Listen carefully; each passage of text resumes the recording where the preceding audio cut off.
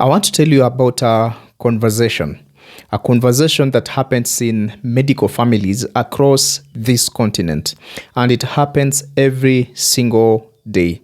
A graduate comes home, and somewhere between dinner and the evening news, they mention carefully and also tentatively that they have been thinking about something, a path that looks a little different from the obvious one, a role that uses their training but doesn't involve seeing patients, a direction that excites them in a way that purely clinical work hasn't excited them.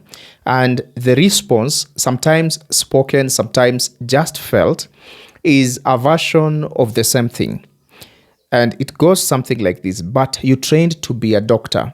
Or sometimes it may take a different form and packaged in this manner: we sacrifice too much for you to leave medicine. Or sometimes, what will people say? Or, are you sure you are not just running away from something? And the graduate goes quiet, not because the questions aren't fair, but because they don't yet have the language to answer those questions. They don't have the map, the clear, articulated picture of what non-clinical actually means, what it looks like, what it produces, what it costs, and what it gives. They don't have the language to articulate that. Now, today, I want to give you that map, not to tell you what to choose, but to make sure that whatever you choose with full information and not from a menu that was designed to be smaller than it actually is. Now, welcome back to After Campus series. This is episode 16, and this is week 4 of our 4-week series, and this is the final week. If you've been with us since episode 1, thank you. And genuinely, thank you. You've done something that most graduates never do. You've invested 4 weeks in understanding not just how to navigate the system, but how to think about your career with intention, to think about it with intentionality. Now, that investment will pay back over the entirety of what is ahead of you. Now, let me remind you where we've been since when we began in week 1. Now, in week 1, we focused on knowing ourselves, knowing yourself, your identity, your values, your skills, and the comparison trap. If you haven't had time to listen to week 1, please do so. In week 2, we talked about surviving the gap, the pre-internship period in full detail. Then in week 3, it was getting into the room, networking, LinkedIn opportunities, and written communication. And now in week 4, we're expanding your vision, because everything we have built so far has been preparing you for this conversation.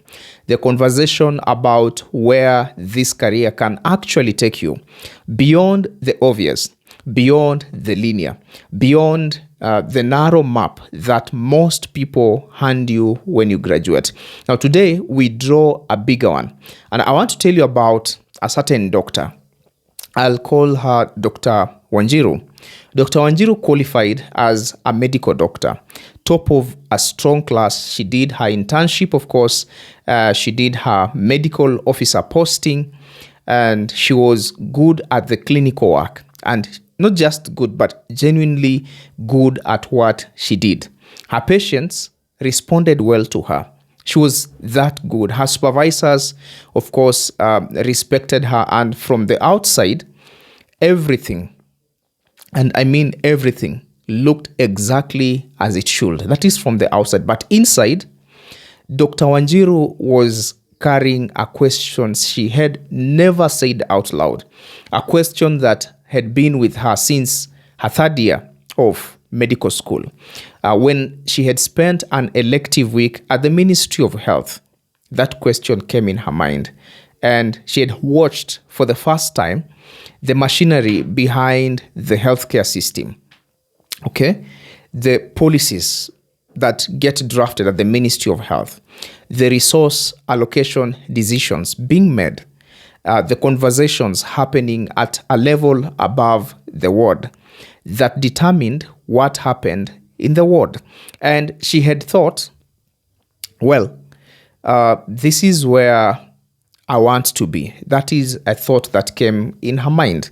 But she buried it when that thought came, because the people around her were talking about specialties. And you can relate with this. When people talk about neurosurgery, people talk about internal medicine, they talk about peds, they talk about obs-gyn, they talk about dermatology, all those specialties. And because her family also expected a clinician, because nobody in her training had ever said there is a path from your degree to that room. So she kept going, and she did that clinically for 4 more years, doing work she was good at, but not work that lit her up. And you could be wearing the same shoes right now as Dr. Wanjiru. Now, the turning point came at a health conference that she had attended. She was there as a normal attendee, not a speaker, not just a normal attendee. And on the panel was a Kenyan doctor working as a health policy advisor to a regional government body who had made exactly the transition Dr. Wanjiru had been imagining for years. Now, after the panel, she waited. She introduced herself. She said the thing she had never said out loud before. And this is what she said. I trained as a clinician, but what you're doing is what I have always wanted to do. Is there a path from where I am to where you are? And the policy advisor, of course, smiled and said, there are several opportunities. Nobody just doesn't know about them. Now, that conversation changed the trajectory of Dr. Wanjiru's career, not because the path suddenly appeared from nowhere. I'll repeat, not because the path showed up suddenly from nowhere, but because she finally had the permission to look for it and someone to show her where to start looking. So today, I want to be that person for you. Now, before I show you the map, I want to address 3 misconceptions about non-clinical careers. Are you ready? Because these misconceptions are the reason so many qualified, capable health professionals never even explore this space. And I'll go through the misconceptions one by one. Misconception number 1, that non-clinical means you're leaving medicine. Now, this is the most damaging and most pervasive misconception, and it is simply not true. Non-clinical does not mean you're leaving medicine. That is not the case. It means using your medical expertise in a context that is not direct patient care. The knowledge you built, the clinical reasoning you developed, the understanding of disease, of drugs, of health systems, of the human body. None of that lives when you step outside of a clinical role. It comes with you. You carry it along. And in most non-clinical roles, it is precisely that clinical foundation that makes you valuable, not despite your training, of course. I hope we're flowing up to there, because that clinical skill you have is what gives you the cutting edge. Misconception number 2 is that non-clinical is for people who couldn't make it clinically. That is misconception number 2. Now, this one is particularly painful and particularly untrue. The most impactful non-clinical health professionals I know personally in policy, in global health, in research, in pharma, in health technology, name all of them, are not people who failed at clinical practice. They are people who succeeded at it. And then they made a choice to apply their expertise in a different dimension, often a dimension with a wider reach, because the clinician who influences health policy affects thousands of patients they will never meet. The researcher who develops a better diagnostic tool changes the standard of care for an entire generation. And the health professional who builds a digital health platform extends access to quality care to communities that the clinical system cannot currently reach. Now, non-clinical is not a consolation prize. It is not. For many of the most impactful health professionals in the world, globally, it is the highest expression of what a clinical education can produce. Now, that is misconception number 2. Let's look at misconception number 3. You have to choose clinical or non-clinical, one or the other. Now, we talked about hybrid careers in episode 3. If you haven't watched episode 3, please look at the playlist on this YouTube channel called After Campus, and you'll find episode 3. But I want to name this misconception explicitly here because it keeps people trapped in a false binary.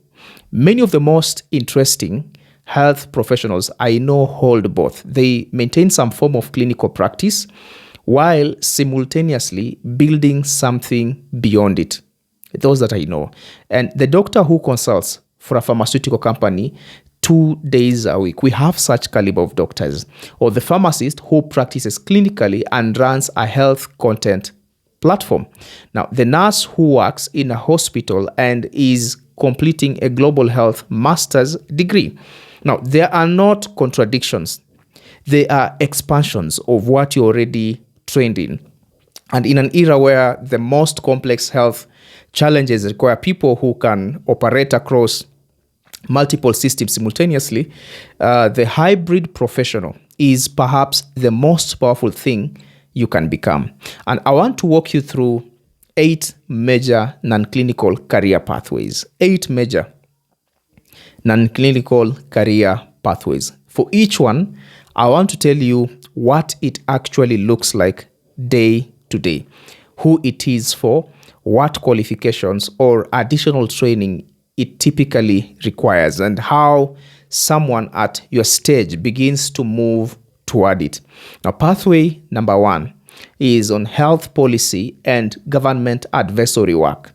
Health policy and government advisory work. Now, this is Dr. Wanjiru's path, the one that we just covered a couple of minutes ago.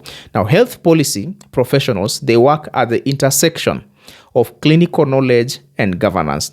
They translate evidence into recommendations.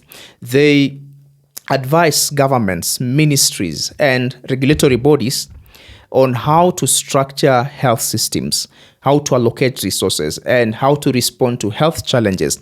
Now, they are the people in the room when decisions are made that affect entire populations. Day to day, or their day-to-day looks like this. Research and evidence synthesis could be one of the tasks they handle.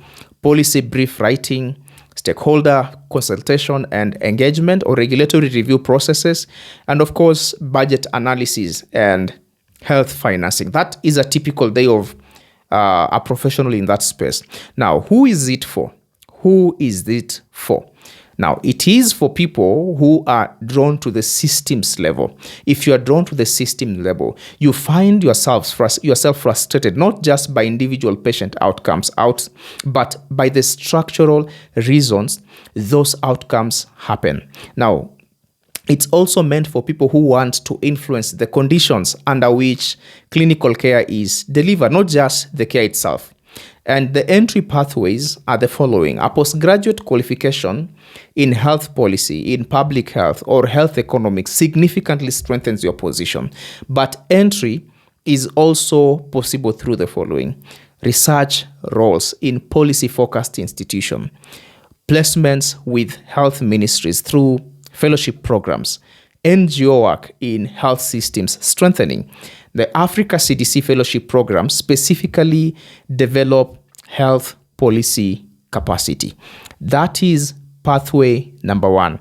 Pathway number 2 is in global health.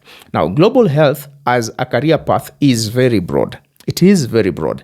It encompasses work done at the intersection of health and also international development. Now, by organizations ranging from UN agencies, as you know them, WHO, UNICEF, UNFPA, UNAIDS, all of those, to bilateral development agencies such as USAID, DFID, we have GIZ, to international NGOs such as MSF, AMREF, PATH, PSI, to academic global health institutions.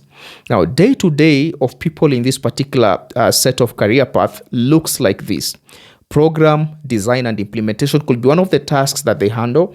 Health systems strengthening, monitoring, evaluation, and learning.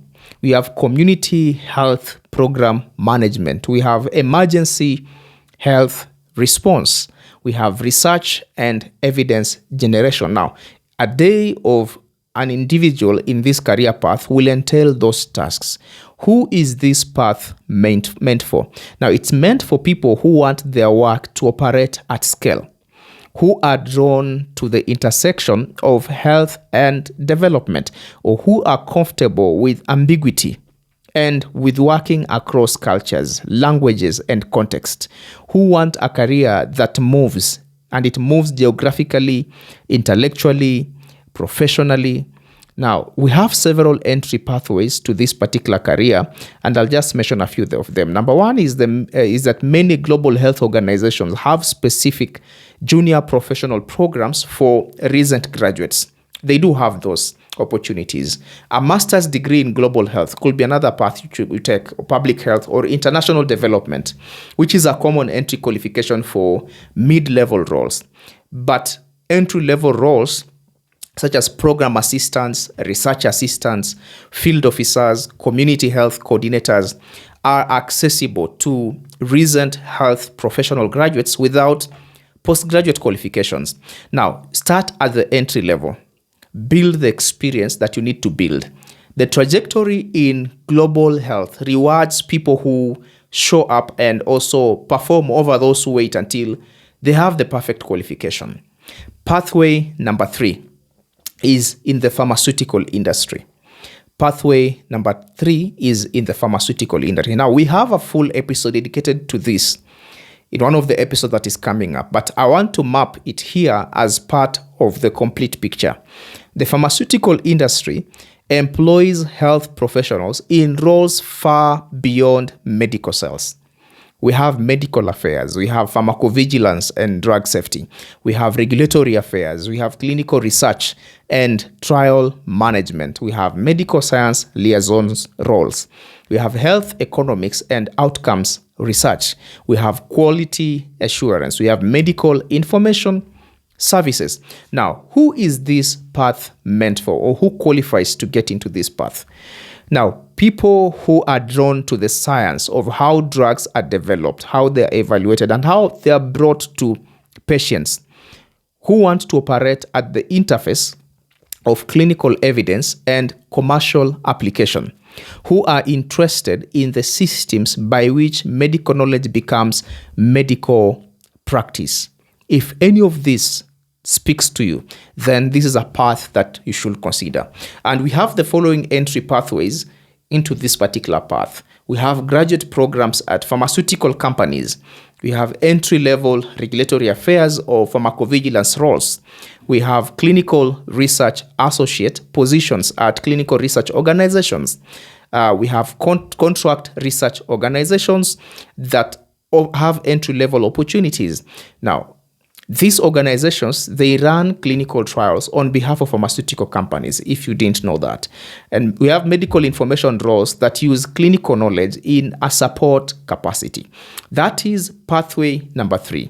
We move to pathway number 4, and here we talk about research and academia. Now, research is not just for people who want to be professors. It is a rich and varied professional world that encompasses the following. We have clinical research, which entails running and managing studies in clinical settings. We have translational research, which is bridging laboratory science and clinical application. We have epidemiology, which is studying patterns of disease at population level. We have health systems research, which entails investigating how healthcare is organized and delivered. We have implementation science, which entails understanding how evidence-based interventions get adopted in real-world settings. And academic roles such as teaching, mentoring, curriculum development that shape the next generation of health professionals is also an area that you may explore. Now, who is it that this particular pathway is meant for? Now, it is meant for people who are driven by questions, who are not satisfied with knowing what the current answer is, but want to understand why it is the answer and what better answers might be possible. People who find the generation of knowledge as meaningful as its application. This path is meant for them. Now, what are the entry points into this pathway?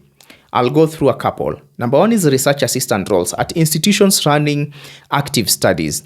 You can also consider postgraduate training, that is master's degree and PhDs in relevant areas, and also fellowship programs with a research focus, especially in areas like Fogarty, NIH, Wellcome Trust. You've heard about them.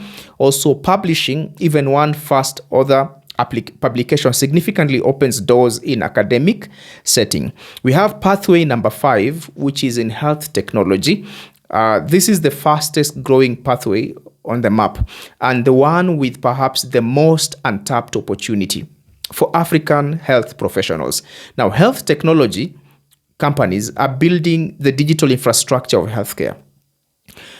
Talk about electronic health records, talk about telemedicine platforms, talk about diagnostic AI tools, talk about digital therapeutics, talk about supply chain technology for medicines, talk about community health worker applications, remote patient monitoring systems, and they need health professionals, not just as end users, but as builders of this platform. They need health professionals, clinical advisors who ensure that what is being built is clinically sound. That is an opportunity that you can explore as a clinical advisor. We have product managers who understand the health context the product operates in. We have medical content leads who ensure that the information that the platform delivers is accurate, or clinical operations manager who bridge the technology and the clinical environment. Now, health data analysts also is another opportunity who turn clinical data into actionable insight. Now, who is this path meant for? This path is meant for people who are excited about innovation, who find themselves thinking about how healthcare could be delivered differently, who are comfortable at the intersection of clinical knowledge and also technological possibility, who want to work in environments that move faster and think differently than traditional health institutions. Now, we have several entry pathways into this particular career path. Number one being health technology companies in Kenya and East Africa. For example, we have Ilara Health, we have Jacaranda Health, we have Mpharma, we have Maidawa, we have Flair, we have Bion8, are actively looking for health professionals who want to work in a technology environment. Now, clinical advisory roles are often accessible without prior technology experience because the clinical knowledge is the asset that they're looking for. The technology can be learned along the way. That is pathway number 5. We look at pathway number 6, which is in medical education. Now, medical educators are the people who shape the clinical training of the next generation. They design the curricula, they develop assessment frameworks, they teach the clinical skills that the next generation of clinicians or healthcare professionals need to have.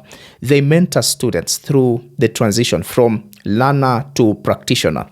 They evaluate and improve the systems by which clinical competence is built. That is the work of medical educators. Now, who is this path meant for? This path is meant for people who find teaching as satisfying as practicing. People who remember the educators who changed how they thought and want to be that for someone else, who are interested in the science of learning and the design of educational environments. Now, the entry pathways into this career path are the following. Tutorial and demonstrator roles at universities could be a pathway, an entry point that can get you into this particular career path. And it's often available to recent graduates. Simulation center roles at teaching hospitals or postgraduate qualifications in health professions education, which is a growing field globally. Now, curriculum development roles at professional associations and regulatory bodies could be another entry point for you to get into this particular career path. Let's look at career path number 7, which is in health communication and medical writing. I'm excited about this, health communication and medical writing. Perhaps I'll do a whole video on this. So if you haven't subscribed, please do so and hit that notification bell. We talked about medical writing in our recent short video, and the response told me that many of you are genuinely interested in this space. Health communication broadly includes the following. Number 1, medical writing in all its forms, from regulatory to patient-facing. We have health journalism, reporting on health for general and specialist audiences. We have science communication, translating research for non-specialist readers. And we have public health communication, which entails designing campaigns and also materials that change health behavior at population level. Now, health content creation is another one, which is the growing digital space that includes everything from YouTube to health apps to social media, health education, which I do. Now, who is this path meant for? It's meant for people who love the science and are drawn to explaining it, who find themselves reading health content and thinking about how it could be clearer, more accurate, more useful, who have a natural instinct for language and communication, who want a career that combines clinical knowledge with creative work. Now, we have several entry pathways into this particular career path, and the first one is just to start writing and do so right now. Build a portfolio, approach platforms, publications, and organizations that need health content. We covered this in detail in the medical writing video, and we will go deeper in episode 19 this week. Now, pathway number 8 is social enterprise and entrepreneurship. Now, this is the pathway with no fixed map. It is the pathway with no fixed map because it is the one you draw yourself. Health entrepreneurship means identifying a gap in the health system, a need that is not being adequately met. And after you've done so, you build something to address it. It could be a product, it could be a service, it could be a platform or a community organization. Now, a social enterprise that operates at the intersection of health impact and financial sustainability, that qualifies as a health entrepreneurship project. Now, who is this path meant for? It is meant for people who see problems as opportunities. If you see problems around you as opportunities, as gaps that you can be able to fill, or you are frustrated by the gaps you observe in the health system and you feel compelled not just to observe them but to address them, or you are comfortable with uncertainty, with failure as a learning tool, with building something from nothing, or you want ownership over your professional contribution in a way that employment cannot provide. If this speaks to you, then this is a path you can consider. We have entry pathways into this particular career pathway. There is no single entry point. It's clear to mention that first, but there are enabling environments that can make it possible for you to get into that space. There is the Kenya Health Innovation Hub. There is the East Africa Health Innovation Hub at Strathmore University, or startup incubators and accelerators with health tracks.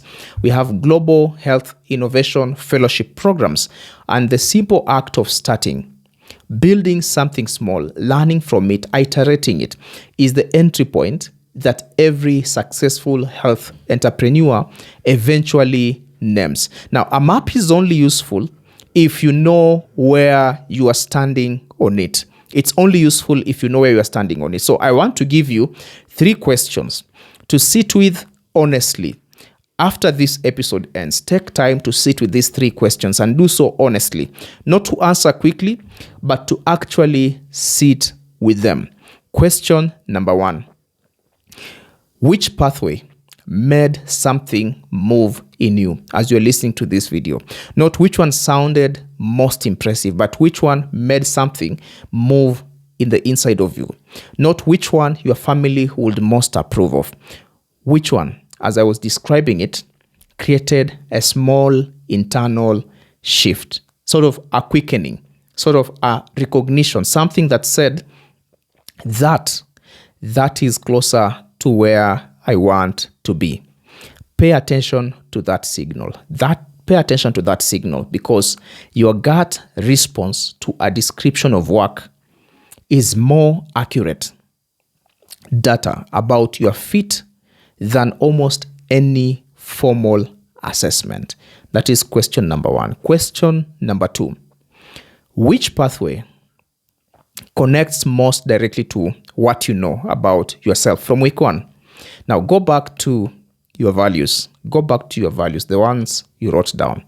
Look at your strengths. Your answer to the question about what your ideal Tuesday looks like. We mentioned that in one of the episodes. Which of the 8 pathways most naturally fits the person you described in those exercises? Because career satisfaction, the kind that sustains you for 30, 40, 50 years, does not come from choosing the most prestigious path. It doesn't come from choosing the most prestigious path. It comes from choosing the path that most closely aligns with who you actually are. Question number 3. What would you need to do in the next 90 days to begin moving toward it? Not the full plan, not the 5-year roadmap, just the next 90 days. One short course that perhaps you may be considering, one organization to research about, one person to reach out to who is already in that space, one piece of writing to start you off, one fellowship to apply for, one conversation that you may need to have, because every significant career transition begins with something small, something specific, something done in the next 90 days rather than deferred to the perfect moment that never arrives. I want to be honest with you about my own path, even as I come to a close in this video. I'm a pharmacist, and for a long time I operated within those two, or that identity, fairly conventionally as we know it. Clinically oriented, looking for opportunities that are clinically inclined within the system, where my qualification pointed me toward. Now the expansion, the moment I began to move into health communication, content creation, and education, that is when expansion happened. My expansion began, did not feel bold at the time. It felt uncertain. It felt like I was stepping off a well-lit path into something that didn't yet have a clear shape. I didn't have a roadmap. I didn't have people around me who had done exactly what I was doing. I had a sense, quiet but persistent, that the impact I wanted to have was larger than what the conventional path was offering me. And I made a decision to follow that sense, even without certainty, even without a complete picture of where it led. I'm not standing here telling you that non-clinical is better than clinical. It is not. That is not how I'm communicating. The world needs brilliant clinicians, deeply committed, technically excellent, compassionate people in clinical roles. The world needs them. If that is your calling, please pursue it with everything you have. What I'm telling you is this: if something in you has been whispering a different direction, if a pathway I described today created a shift that you recognized, that whisper deserves to be taken seriously. Not acted on impulsively, but explode. And it has to be explored honestly with the full information that this map provides, because you spend years training for a career that was supposed to matter to you, and there are more ways to make it matter than anyone showed you in school. That has to be very clear. Now, that is episode 16 of After Campus. The map is now drawn as I had promised when I began the video. Now, this week, we go deep in the most asked about pathways. Before you go, two things I'll request of you. First is for you to move to the comment section. And once you're there, I want to know which of the 8 pathways created a shift for you. Just name it in the comment section. One word or one sentence will suffice, because the pattern of answers in this comment section will tell me exactly where to go deeper in future. Which areas should I double down or double in future? And it will show other people in this community that they are not alone in the direction they are quietly considering. Secondly, about this week is the last set of episodes. Next is episode 17, and I'll be looking at global health and NGO careers, what they actually look like from the inside, who is hiring, what they're looking for. That's what I'll be looking at, and how someone at your stage begins to position themselves for this space. That would be episode 18. That would be the episode 17, sorry. And then in episode 18, I'll be looking at the pharmaceutical industry beyond the sales rep role, the full map of what pharma actually offers health professionals. And then episode 19, I'll look at medical writing and health content creation. I began doing videos on that. I've done 2 videos so far. Please check my videos and you'll be able to see 2 videos on that. And I'll do a full episode, how to build it, monetize it, and use your clinical knowledge as the unfair advantage it actually is. And then the last episode will be a series finale, your 90-day action plan, everything we have built over 4 weeks. We'll do that on the last episode, episode 20. It will be pulled into something you can execute starting the day this series ends. This week matters. Please show up for it. Do yourself justice by showing up for yourself. I'll see you in the next episode. This is Dr. Libea Bethwell, and this is After Campus series.